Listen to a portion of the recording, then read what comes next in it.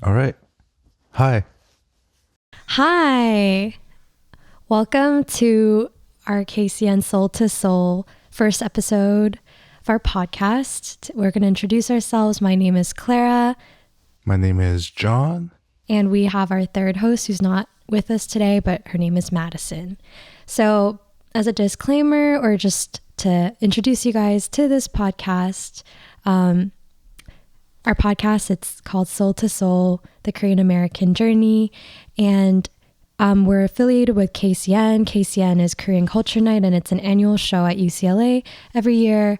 And we're starting this podcast in the hopes that we can keep a continuous conversation going about the Korean American experience throughout the rest of the year, and not just during our one-time show of the year. And what we hope to do through this podcast, we hope to delve into some of the personal stories, shared experiences, and broader cultural dynamics that characterize the Korean American experience. So what you guys can look forward to in our episodes are going to be possible interviews with other UCLA Korean Americans within KCN, just talking about cultural commentary, just fun, quirky things, and just about ourselves and what it's like to live as a Korean American in Los Angeles and the greater America. So, Yes. yeah. And currently we're going to be doing it bi-weekly, but we will see For now, as yeah. it goes. Yeah. Yeah, it's also, I guess, a small part of it is also just kind of promoting our yearly KCN show, which is in April. And hopefully it could give you more insight on what happens, just stories. Yeah, things like that. Shout out to the show. It's going to be on April 5th. So week 1, Saturday of spring quarter. Hope you guys all come to watch. Very yes. excited. Yes. So the random word of the day is 미숙해. 미숙해. Yes, 미숙해. What does that mean? It's a little uncommon word, a little harder word for people that learn Korean, but I guess it would be like, I don't know, what would you say? So the Google Translate says immature, but it's not really immature. 미숙해 is something that you say when you fall short a little bit, like you're a little lacking. That's what you say. So it's like... It's clumsy a little bit as well, yeah. Yeah, clumsy. So this is again, a difficult word. You don't typically hear it. I don't think I hear this in the Korean community spoken as often as not. well. But yeah, it just means you're kind of clumsy, you're lacking a little bit, but it's not in a negative connotation. It's kind of like, whoops, sorry. That will actually tie into something later, but we will get to that later.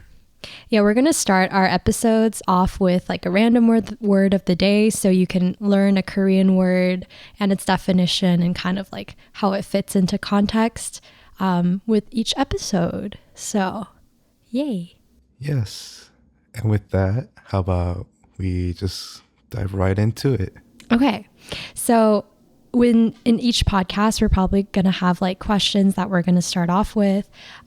Today, because this is our first episode, what is KCN to you? I think this will give our audience a better idea of what KCN is in general and what it means to us personally. So if you would like to go first, John. Mm-hmm. Yeah, sure.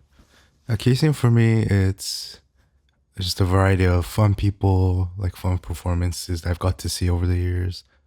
And just a variety of people, because there's in a lot of teams, there's people that are not Korean who enjoy the Korean culture so much, and you see them coming in and they're working so hard. I think it's great to see those. Do you want to first introduce your experience with KCN in terms of what you've been doing with us? I've been doing audio. It's more on the side of I guess you could call it design, but I'm just choosing sound effects, songs, transition songs. And I guess that involves a lot of working with a cast and director. Been doing that since 2020, I believe. 2021. 2021. Was your first year my first year? Yes, the year we came back 2021, yeah. from COVID. Yes. So Yes. this is my 4th year now. Oh my It's been very fun. goodness. He's such an essential part of KCN. Like, No, honestly, I'm the just sound I'm is just the so sound guy. important. No, he's being humble. No, I'm just the sound guy. No, I don't know what we'd do without you. I remember the first time I came in. Honestly, it's a little like I don't remember it too well like now, but it was just such a new environment. Yeah. It was a little hard to get used to, but everyone's so nice. And yeah, I guess like for KCN over the years, a lot of work, unpaid labor, volunteer labor. It's a lot, but I think on the day of the show, it really pays off seeing everyone enjoy the story, performances, and yeah, I've gotten a few comments, I guess, here and there, like, oh, I love the song choices. I think that's really rewarding. Oh yeah, he has like his Spotify playlist for like each KCN, and like last year was popping. People were asking me like, can I get access to that Spotify playlist? It was so good. I'm glad people like it. Yeah. I'm looking forward to this year as well. I'm never too sure about what sounds are gonna go in, but I think that's the whole fun of it. Yeah. Yeah. What about you? Your whole experience? So similar to John, this is my 4th year in KCN. I started my freshman year. I did cast and then continued to do cast my 2nd year. But I was also assistant director 2nd year. And then junior year, I directed the show, so I wrote it. And then this year, I came back as the executive producer. So I'm more in terms of the logistics side and just making sure that the show can actually happen, that we have the funds to do it, that like everything is just going as planned. So it's a lot less of the creative aspect, but I'm also doing this podcast with John. So extremely exciting. Do you want to tell them about how you first joined KCN, what you thought it was? Oh yeah, I actually started this club, like looked into this club because my friend told me it was a documentary club. And I was like, why do they need cast members? But you know, sometimes like I feel like for some documentaries, like they have cast members, like because they act out like some historical like event or whatnot in video form. So I was like, okay, like let me sign up for it. I did theater in middle school, and I always kind of liked to do theater. I wanted to act again. I didn't get to do it in high school, so coming to college, that was definitely something I was looking forward to. And that's how I got involved in the club. I remember though in our freshman year, I was like, I think there were only like 3 freshmen because it was in the whole thing. Yeah. Yeah. You're the only one in the cast. Like everybody else was like seniors because after COVID, nobody really knew what KCN was except like seniors. But it's been a rewarding process to kind of see the club grow as I also grow through it. Definitely very glad I joined, but like I went through a lot of different roles in KCN, starting from like acting to like playwriting and just logistical things in terms of like managing people, managing teams. And I think KCN is just like a conglomerate of like creativity, like professional development, for lack of better words, and just like a fun community that I grew up in. I think I personally really enjoy KCN because like my major is I study bioengineering, and so all my life I kind of only did STEM, but through KCN at school I can kind of express myself, not only like culturally with my Korean culture, but also just my identity outside of engineering and STEM. And I enjoy all the ways that KCN has kind of helped me to find myself and learn more about myself. And definitely community is a big plus. I got to meet so many amazing people, including John. So yeah. Yeah, it's crazy how much you've really come. This freshman year, I just remember you're like the lone freshman, so quiet. I know. I'm just like, oh, Clara, so cute. And the then only freshman. But yeah, even last year, I remember you're so diligent in writing the script. Oh my Like, gosh, it was so difficult. you're kind of writing it for but almost a whole year, right? I did write it Yeah. for like a whole year. It was like I think I'm like proud of it because it was just took so much effort. Like I know it's not like the best writing in the world, but for me it was a huge accomplishment, and I'm just very proud and glad that that went well. A lot of people enjoyed it. I saw a lot of people even crying at the Great. end. That was like my Yeah. goal because I love sad stories. I like bittersweet stories. Yeah. I think those are the moments where it really pays off, all the hard work. Mm. I think all those hours, if you see like how much time people are putting in, Mm-hmm. I feel like some people might say, "Oh, it's such a waste of time. What are you doing?" Mm. But I think it shows a lot about what KCN is and how rewarding it is. Seeing how many people do this for free, you know? Yeah, I like performance teams, like they practice Oh, like so much. so many hours a Yeah. week, like whether you're doing a dance performance or you're doing cast or like any other like music performance, like they invest so many hours, and all the teams in the background in terms of like finance, like PR management, production, and like the producers, like we also put in so much work and getting all the funds and resources ready to really pull off the show. So this is such a team effort, and I It like really appreciate is. everybody who's doing it, and I think it just shows how dedicated we are to expressing this side of ourselves and our identity as Korean Americans and what we share with different cultures as well. It's really such a different experience every year too. So many different people come in, and I think it's a little late to join right now in any teams, right? Yeah, right now we finish recruiting, except I think we are going to start recruiting for set Set team. So that application will go up very shortly, but I'm not sure when this will go up, so maybe it has passed by then. But Set yeah. team is very essential, Oh my goodness. but not a lot of yes. people want to do it, understandably, but they're essential. And we low-key recruit until like basically the day of like retreat. Yeah. So And I think set team is a great way if you want to get like backstage experience true, and just like yeah. see what Royce looks like on the other side, like behind the stage. And I think that in itself is so fun. it's funny because they're always kind of chilling until rehearsals. And so they start Yeah. scrambling. They are such a core element They are. of our production. It's a lot of memorizing, a lot of like, Yeah. there's so many tapes on stage. I don't think I could do it, honestly. But if you are interested, and I know a lot of people have joined because they've seen previous years, definitely come out, and there's always opportunity next year or set Yeah. team. So Yeah. yes, that would be great. Moving on to our second topic, more of like cultural commentary, for lack of better words.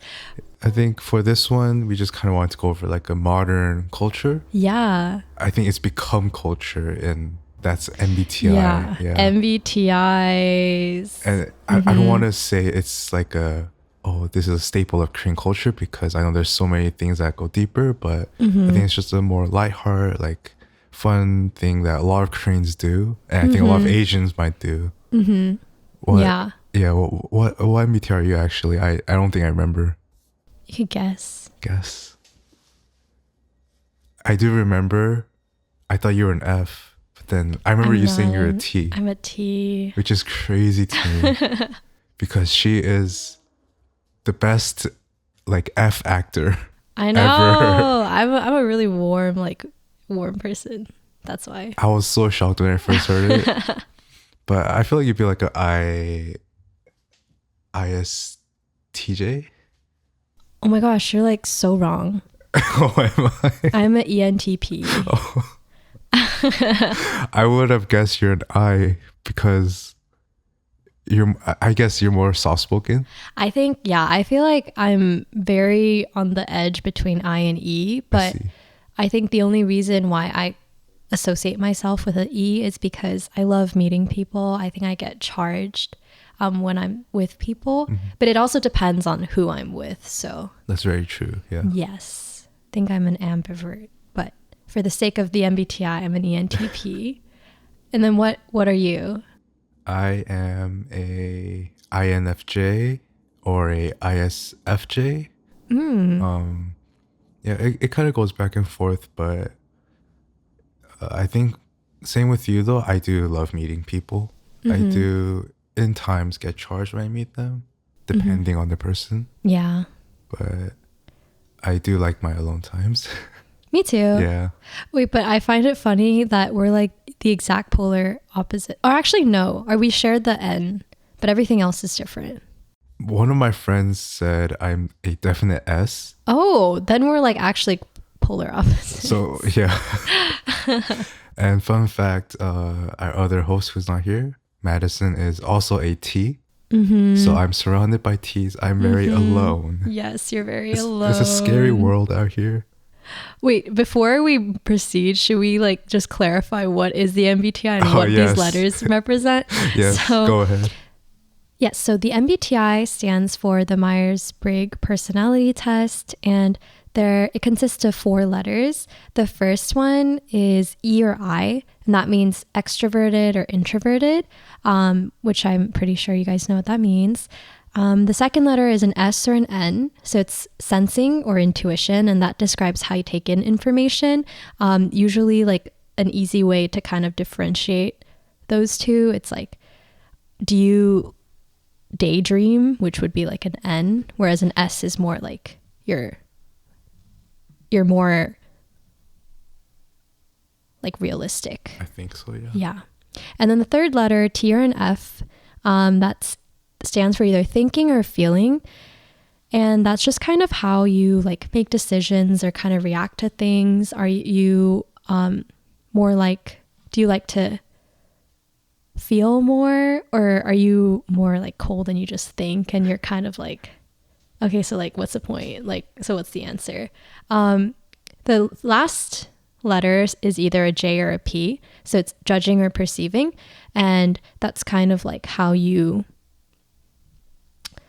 kind of deal with the world. I think an easy way people like to think about it is like, are you a planner or are you more like on the spot? Yeah, like spontaneous, Yeah. which is usually associated with P. Yeah. I think that's like a really easy way to like kind of think about it, but I know there's a whole like study on it. Some of the people I know, they like went super in depth into it. But yeah, that's like the gist of it. And it's interesting how MBTI has affected people in their daily lives and how they use it to compare themselves with other people. I know a lot of Koreans, at least, even on like blind dates, they use this as like an easier way to kind of converse and like see, it's like a conversation starter. Are we compatible? Are we not? And I would say it's a little foolish to use this to like truly see if you're compatible, but I know a lot of people do. Yeah. I do think like, of course, this, you could, like you said, go really deep into it. But I think the way people kind of use this is less of like, oh, this is who I am, but more like, oh, it's kind of like a Harry Potter house. Like, this is kind of fun. Like, you have a group that you associate with, and you could kind of use that to like learn more about the other person, because each of these personality types have like a stereotype with it. Especially, I think most commonly people take it on the 16 personalities website. They do, and yes. they have like names for each of them. They have like celebrities, right? Yeah, you could see like which celebrity is like your MBTI, and it's kind of fun because it's like, in what other world would I be associated with this celebrity kind of a thing. For example, mine is the debater. The ENTPs are called the debater, and debaters are curious and flexible thinkers who cannot resist an intellectual challenge. Some celebrities that are ENTPs, according to this website, are Mark Twain, the Joker, Thomas Edison, Tom Hanks. Got all the scary people, huh? Not scary, but definitely like just creative and kind of like strong. Strong is, I think, yeah. Strong. But it's actually really cool. You can also like read about your romantic relationships, friendships, parenthood, career path, all about this personality type, which is kind of fun. It is a fun way to I just get to know people. Yeah, like on a surface level, because Yeah. of course this isn't like extremely accurate, but you get to get like a general idea. What about you? What are you on the 16 Personalities website? It says INFJs, they tend to approach life with deep thoughtfulness and imagination. Sure. I'm not too sure, but there's some people they say is like Martin Luther King, Mother Teresa, Lady Gaga is a strange one. Yeah, there's interesting ones. So in many there. celebrities. You're also Atticus Finch from To Kill a Mockingbird. Interesting. I wonder how they like gave these personality types to these like That's what fictional I wonder too. novel characters or like movie characters. Interesting. Do they like do a deep research into their every movement? Maybe they just do like an analysis of like how they're portrayed in books or movies. Or maybe they just ask the author, Yeah. what MBTI? That would be Maybe. This is really cool. I mean, do you know any other what's your Harry Potter house? Oh, I think I got Gryffindor. Ooh. It's been a while though. But you took it on the official website. I did. Okay, because that one doesn't lie. Oh, are you sure? I'm sure. What'd you get? I also got Gryffindor. Oh, Whoa. I don't know what that's. I'm not too sure about that one. What does Gryffindor mean? Like, what kind of person? I think they're brave. That's all I know. I know, just brave. They're like the red one. I see. But I think like similar to like Harry Potter houses, you get to just like have fun. It's a fun way. It's a fun way to just start a conversation. And like there's obviously other things like horoscopes, blood types. Blood types was really big. I think that was the biggest thing before MBTI kind of took over in Korean culture, at least. Yeah, I know there's people that are like, oh, I think you're this blood type because of this. You know, sometimes though, it's like I can guess blood types accurately.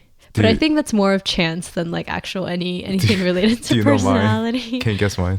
Weren't you O? Oh, I was. You do remember? Okay. I remember, but also you kind of fit the like blood type stereotype. Oh, I don't know what the I'll tell you right now, because this kind of connects back to that conversation about how MBTI has kind of taken over, like just colloquial kind of speech and just like casually comes into all of our conversations like on the surface level. But basically, okay, the blood type stereotype was blood type A people are sensible, reserved, patient, and responsible people. Blood type B people are passionate, active in nature, creative, and strong. The AB personality type, they are either really smart or really dumb, and they're like a little on the quirkier side. On the quirkier side. Yes, quirkier side. Blood type O people are confident, like, well, this one on Google, it says self-determined, strong-willed, and intuitive. But I think blood type O people are very like friendly, and a lot of people like blood type O's. Thank you. You're welcome. I think this kind of also has to do with like the whole fact that blood type O, like the O blood type is the universal donor, whereas ABs are the universal acceptors. Like they can get blood from any blood type, but they can only give to ABs. O blood type, you can give it to everyone, but you can only Yes, I am special. accept O's. Yeah. Yes. You're selfless. As a AB, would you kind of agree with what it says? Yes, I'm super smart. It's funny because I'm looking at a picture right now, and for the AB, it's like this woman just screaming, just screaming. That could be right. It's fun. It's really funny. They have like cartoons on it. Like I used to read it. It was just like super funny. But of course, like all this to moderation. Like, this shouldn't be like, oh, you're a blood type O, like I'm not gonna be friends with you. Like, nobody does that. It's more of like I hope not. That if you do, you should not do Please. that. Yeah. And I feel like there are some people that have done that, and that's a little extreme. Yeah. It's affected really how it kind of shows how much they compare themselves, and like how much weight they put in it, which they really should not. Yeah.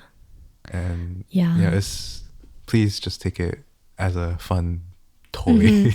And this is not like anything that you should be extremely serious about. This is just kind of for fun. But yeah, I think another really big thing within MBTIs in Korea is like, again, of the 4 letters, I think the T and the F, like people kind of they bash on T's. They do.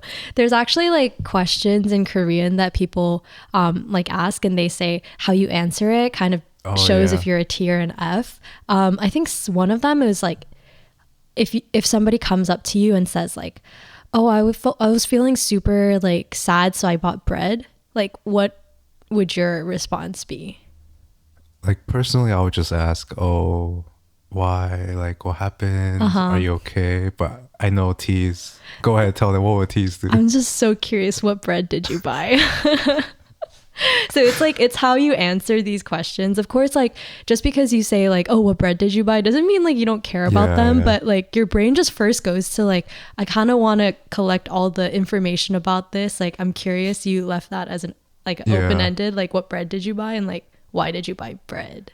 I think there's people that could control that coming out of their mouths. Yeah. And people that just, as soon as they think it, they have to say it. Yeah, and that's why people say T's are like so cold, and they're like, but they're not. They're not. They have their own ways to show affection and care.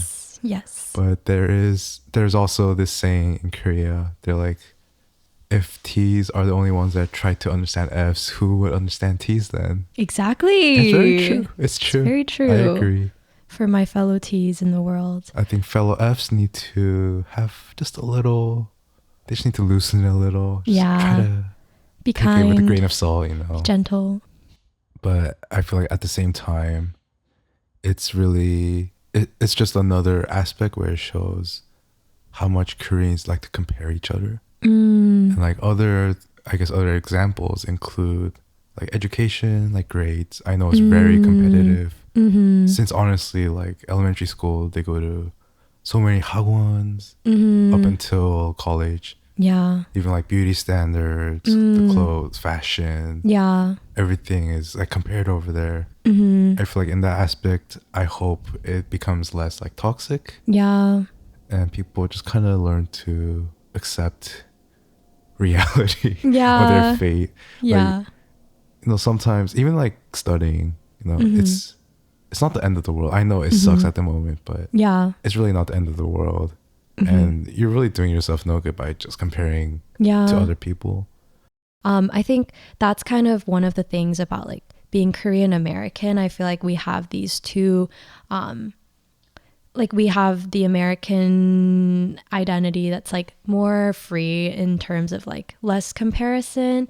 Of course, their comparisons still exist, but not to the extent that people are kind of like, not cutthroat, but like kind of a little excessive at times. The comparison is a little excessive. But I think like I can see that in growing up as well, just having two sides of that spectrum. I mean, my parents never like compared me to anyone else. I was the youngest, so I think that's like also it helped a lot. She probably did, maybe that she did that to my oldest sister, but like for me it wasn't anything like that. And so this MBTI craze could also kind of show that aspect of Korean culture. Like, although we live kind of far and these cultural things come to us out with a delay. Yeah, I'm pretty sure we got into the we got this a little later than when it kind of started happening in Korea. But like how we also use MBTIs in our conversations, in our Korean American communities, I I think a lot of things in the Korean peninsula and like Korean culture kind of come to us with a bit of a delay. So it's very interesting. Interesting, yes. Interesting. I think with that, we'll wrap it up. And we end it with always a song recommendation. Would you like to? The recommendation for today is a song called Tiramisu Cake. And that goes back to the word of the day, which is misuke, and MBTI of being a T. It's like a wordplay of tira misuke, which basically just means I'm a T. So like, this is the way I am. I'm clumsy. I'm a little lacking, but it's okay. Yes. Again, going back to how Fs are always like, oh, T's are too cold. Like T's are like you're lacking a little bit. So it's like a fun take on those words. It is. It's it's literally called tiramisu, like the cake, the flavor. You can search it up. It's a strange song. And there was like a short, Isn't like there a dance? challenge. Yeah, it was like you like tiramisu cake, tiramisu cake. You should also watch that if you get to hear the song. I want to see you do it. Maybe that'll be like one of the shorts where you can film. Yeah. Oh, that's like it's too outdated. I'm gonna look so old. I'm gonna like, you could bring it back. Bring it back. Yeah. All right. So that's the end of our episode. I will just say our ending credits. Our video editor is going to be One. She's been sitting in the back listening to our conversations, checking on the cameras. Our audio editor is John. I'm your host, Clara, and our honorary third host by heart who will be joining us soon is Madison. And yeah. Yes, we will leave. All aboard. We'll meet you on our next episode from Seoul to Seoul. Choo choo.